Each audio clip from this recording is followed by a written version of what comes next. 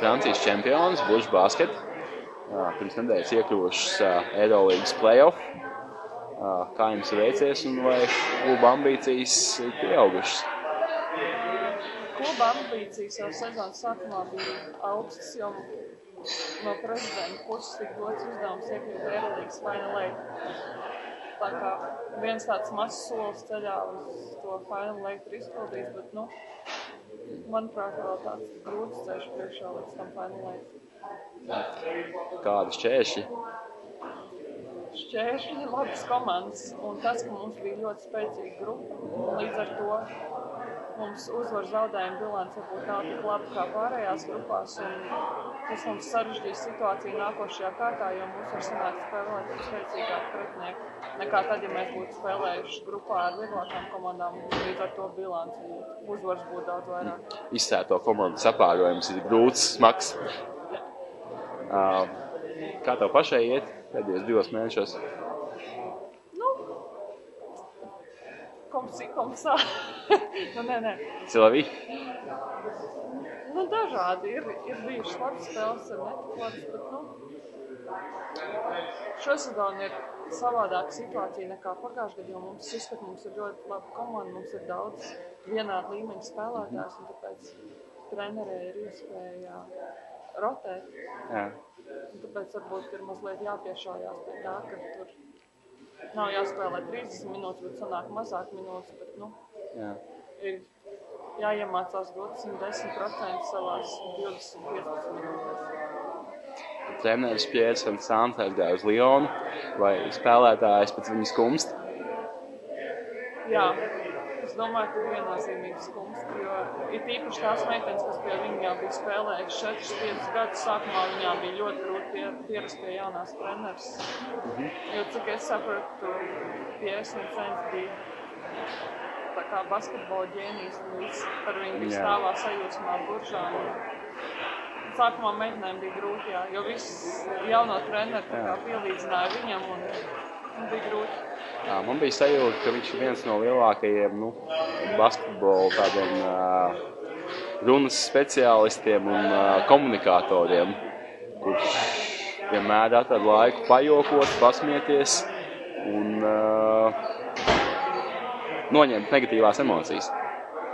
Jā, tieši tā viņš, runājot ar spēlētājiem, cik es sapratu, viņš bija arī ļoti labs psihologs. Viņš mācīja no katras spēlētājas dabūt to labāko sniegumu. Un, manuprāt, tas ir grūts darbs, to jābūt labam trenerim un ar tādu disciplīnu. Es tikai par viņu dzirdēju, tikai labas lietas. Buļža ir Francijas centrā. Dzirdēts, ka tur 3000 cilvēku uz spēlēm nāk, vai just, ka klubām ir tradīcijas un tā pieredze un līmenis? Jā, viennozīmīgi. Mājas spēles vispār ir forši. Vienmēr pilnas tribīnas un mani vispār pārsteidz tas, es to nezināju, ka klubā, tā kā visā tajā kluba organizācijā ir tikai, nemaldos, 2 vai 3 cilvēki, kuriem maksā algas.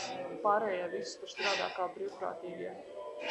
Tas, man liekas, ir super. Cilvēki, kuri varbūt jau ir pensijā un beiguši tādu savu darbu, viņi vienkārši veltīja savu brīvo laiku tam, lai palīdzētu klubam. Francijā, Spānijā, vispār lielākā daļa Eiropas valstu klubiem ir ļoti daudz atbalstītāju. Kādi jums ir pasākumi ar viņiem? Pasākumi mums ir pēc Eirolīgas spēlēm, principā pēc Francijas čempionāta spēlēm, bet pēc Eirolīgas spēlēm sevišķi mums ir tā kā fanu telts, un mums tur ir obligāti jāiet pēc spēlēm, tā kā jāpačakojās ar viņiem, un pat pēc Eirolīgas spēlēm ir arī tā kā jāpasēž pie galda, jāpirmājās. Katru reizi mēs tā kā mainām tos galdiņus, tā, lai arī fani just, ka mēs esam tuvu viņiem. Vai pēc veiksmīgām spēlēm arī esat saņēmuši kādus uzmanības, labvēlības apliecinājumus?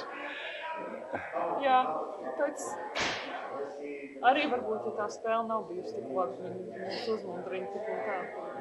Tā vispār. Jā. Kādu redzi sezonas turpinājumu? ļoti ceru, ka būs tas Eirolīgas Final Eight. Un tad, protams, gribētos izcīnīt visus titulus Francijas čempionātā. Jo sezona Francijā ir ļoti gara. Jā.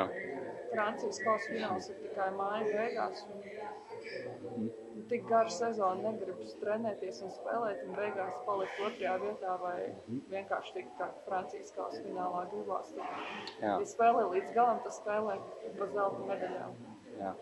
Man ir sajūta, ka Spānija, Krievija, Itālija, tur tomēr ir tādas dažas izteiktas komandas, kas izteikti stiprākas pārējām, bet Francija, Turcija tur ir daudz līdzīgāk.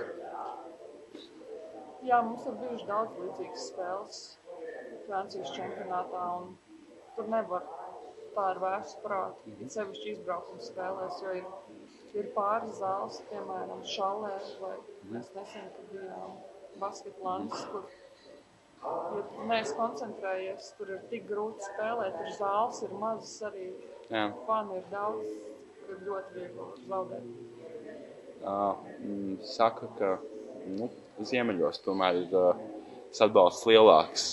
Kāda tava pieredze, kur vislabākie līdzekļi Francijā? Božā. Nē, bet varbūt dienvidos cilvēki nāk mazliet mazāk, jo tur komandas pārsvarā ir tādās lielākās pilsētās. Līdz ar to cilvēkiem ir daudz vairāk opciju, ko darīt. Bet, piemēram, Buršā mēs esam vienīgā profesionālā komanda, un tas ir, līdz ar to tā ir vienīgais tāds pasākums, uz kur cilvēku nedēļas nogalē atnāk, un tāpēc arī viss nāk. Plus arī tas iedzīvotāju kontingents Buržā ir vairāk vecāku gadagājumu cilvēku, un līdz ar to viņi arī varbūt daudz neraujās darīt citas lietas, viņi labāk atnāk uz basketbolu. Paldies!